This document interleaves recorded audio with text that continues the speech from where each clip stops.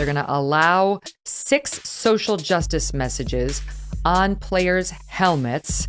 The woman on the left, a race-baiting buffoon, Meghan Kelly. I feel like this is still not going to go over well. I don't think people want politics in their sports. I think that's why the NBA has taken such a hit. The NFL doesn't seem to be learning quite as quickly. False, of course, but like clockwork, conservatives despise black people saying racism is bad. Go on. Kelly, with little surprise, thinks a pro sports league allowing players to feature one of 6 pre-approved so-called social justice messages is bad for the product and alienates fans. What is racist? Because truly, you do get in trouble if you are a white person who puts on blackface on Halloween, or a black person who puts on whiteface for Halloween. Like, back when I was a kid, that was okay as long as you were dressing up as like a character. There was a controversy on The Real Housewives of New York with Luann, as she dressed as Diana Ross, and she made her skin look darker than it really is, and people said that that was racist. And I don't know, I thought, like, who doesn't love Diana Ross? She wants to look like Diana Ross for one day. I don't know how, like, that got racist on Halloween. Oh, you don't? Shocker. Let's recall. For all you kids watching at home, Santa just is white. You know, I mean, Jesus was a white man, too. Our blood is being spilled in the streets. The blood of Alton Sterling, the blood of Philando Castile. Let's take us back to Mike Brown, Darius Michael Robinson. Brown was the aggressor on the police officer. No, he was not. Meghan Kelly being racist?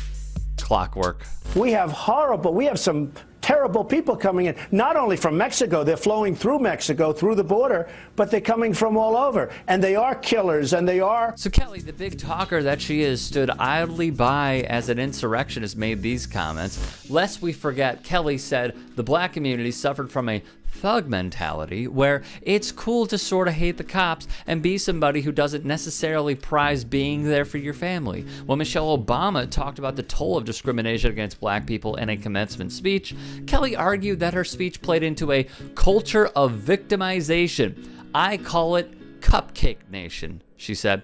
Ah yes, but where were we? That's right, a racist talking about the black national anthem. Up next, on Kelly's show, Mel Gibson's thoughts on the horror.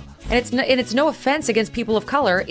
We're one country. We're one country. We don't need separate anthems. The Griot notes, Lift Every Voice and Sing, was written by civil rights activist James Weldon Johnson and composed by his brother John Rosamond Johnson in 1900. Per the NAACP, the song became a rallying cry for black Americans during the civil rights movement of the 50s and 60s. Colin in black and white uses imagery that compares the NFL draft to the slave trade.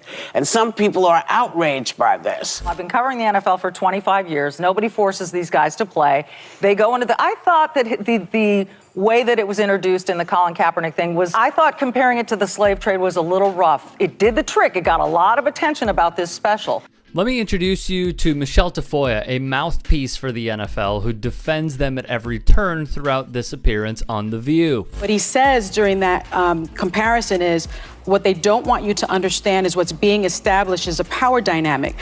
Before they put you on the field, teams poke, prod, and examine you, searching for any defect that might affect your performance. No boundary respected, no dignity left intact. When Sonny Hostin brings context into it, the majority of the owners of the NFL are white men. The majority of the players are black men. So there is that comparison that he makes to slave owners and slaves is not sort of totally unreasonable. And he loves the sport, but the white owners have prevented him from doing it. They've colluded and they have the power they have all the power to prevent him from doing the one thing that he loves. So right on cue, here's the rebuttal you know is coming. If they believed he could win them a Super Bowl, he would be on a team right now. Just an asinine argument, but again, she will protect the shield at all costs, especially in this interview. Basically, Tafoya is saying he's not good. Where have we heard this before? He wasn't fired for what he did. He was fired because he's not good enough to be a starter in the NFL. That is just factually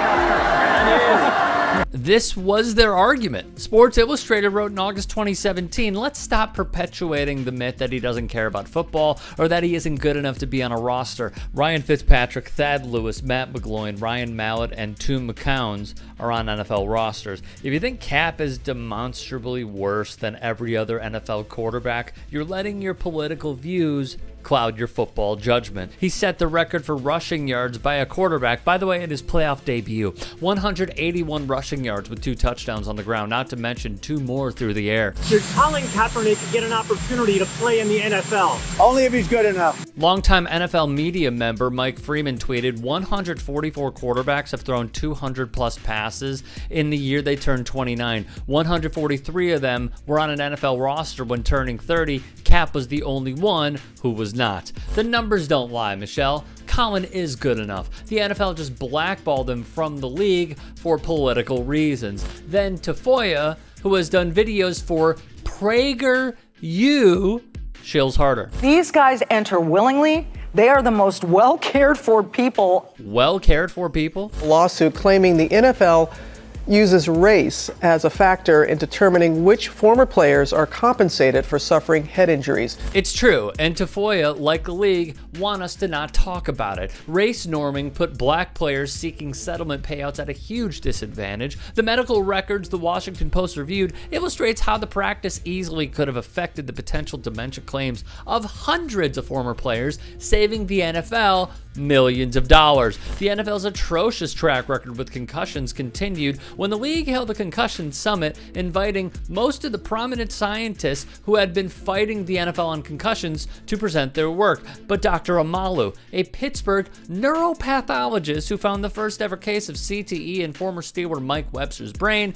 was blackballed from the summit. Still, Tafoya, a reporter who is a conservative with libertarian strains, her words, continues down the path of BS. He held an open tryout last year.